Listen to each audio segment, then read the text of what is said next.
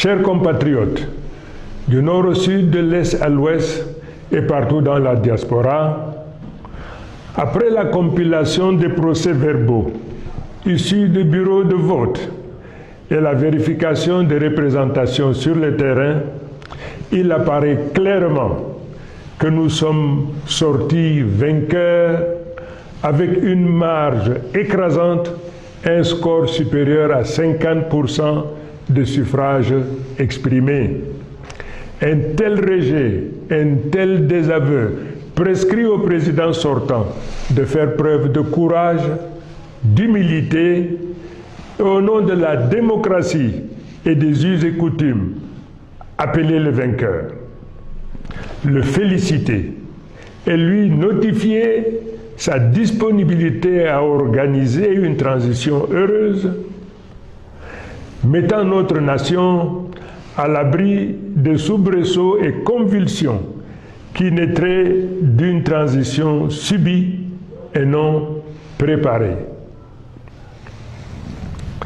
De la sorte, l'humanité entière reconnaîtrait en lui un homme de paix, soucieux de laisser un héritage dont on citerait l'exemple aux générations à venir. Mais hélas, telle ne semble pas être votre prédisposition.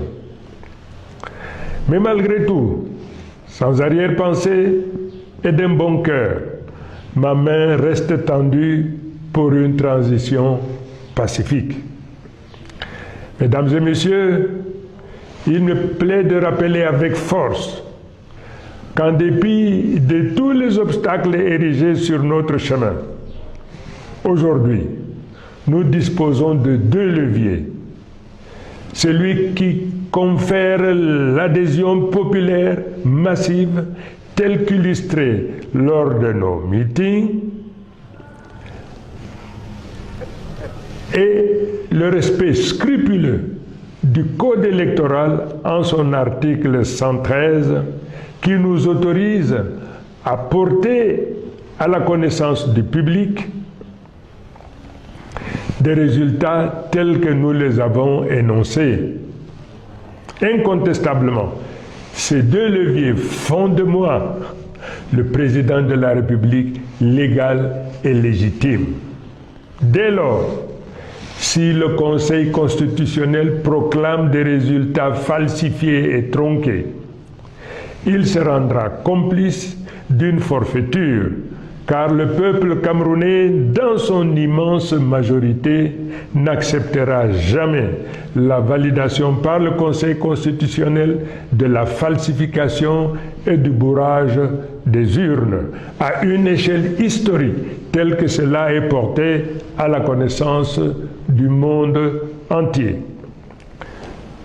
Le peuple ne se laissera pas faire. Le peuple est déterminé à se battre face à un régime autiste, à la souffrance et aux difficultés du peuple, confronté à un désarroi d'un lendemain incertain. Ce peuple, qui se trouve le dos au mur, n'aura pas de choix que de prendre en main son destin et d'aller chercher cette victoire partout où elle se trouve.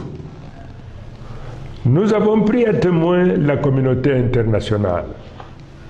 Nous avons pris à témoin les pays voisins. Mais de manière subliminale, tous nous répondent que personne ne viendra faire notre travail à notre place. À chacun d'entre nous donc d'aller au tréfonds de son âme pour libérer les forces d'audace, de courage, de mission. Car comme dit l'adage, il n'y a point de dignité pour celui qui attend tout de l'autre. D'autres peuples qui se sont retrouvés dans une situation comparable ou analogue à la nôtre ont résolument pris leur destin en main et ont fait ce qui devait être fait.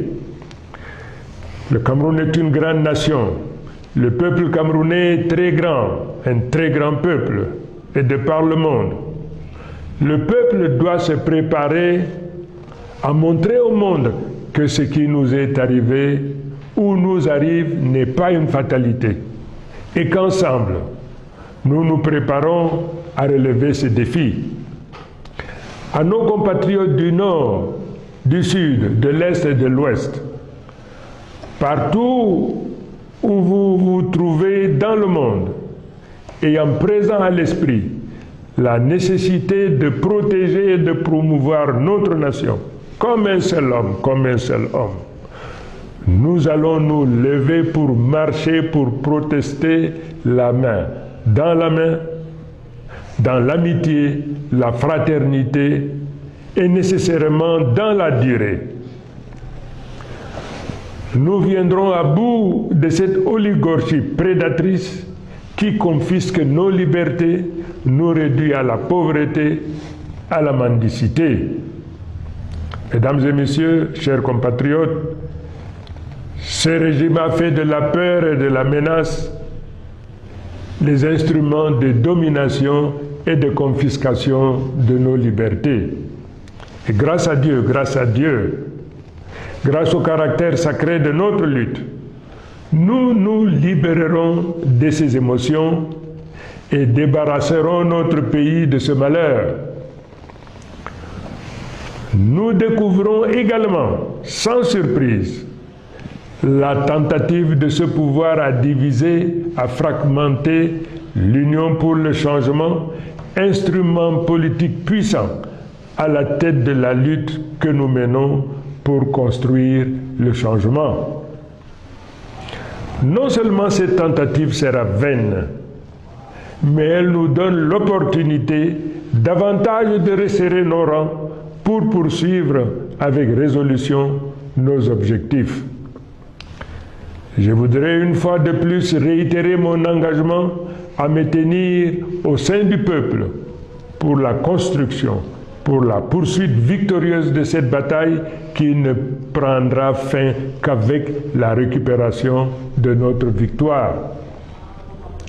Au moment où je focalise mon attention sur notre problématique, j'apprends avec beaucoup de tristesse l'assassinat commis sur une enseignante, Madame Zuhaira, qui est tombée sur le champ d'honneur de la lutte pour notre liberté, pour notre dignité, pour qu'un nouveau jour se lève dans notre pays.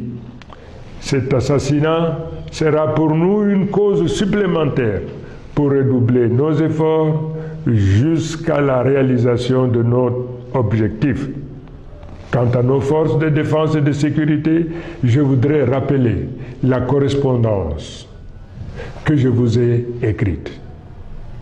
Cette lutte que nous menons, c'est également votre lutte. N'acceptez jamais de retourner vos armes contre votre propre peuple. La souffrance qu'endure le peuple est aussi votre souffrance. N'obéissez jamais à un ordre dont l'objet est la violence ou la suppression de la vie d'un des vôtres. Mes chers compatriotes, l'heure est grave.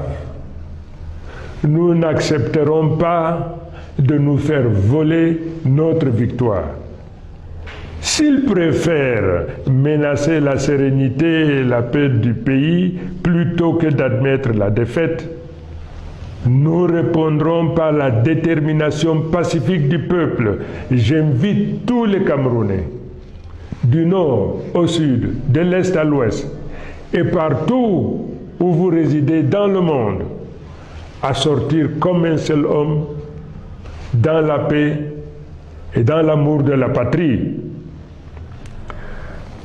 Marchons pour la libération et pour la revendication de notre victoire. Créez une grande vague pacifique qui montrera au monde que le peuple en a assez et qu'il veut sa liberté. Le droit de manifester est un droit universel. Exerçons-le avec discipline et dignité. Je vous remercie. Vive le peuple souverain. Vive le Cameroun libre, uni et réconcilié.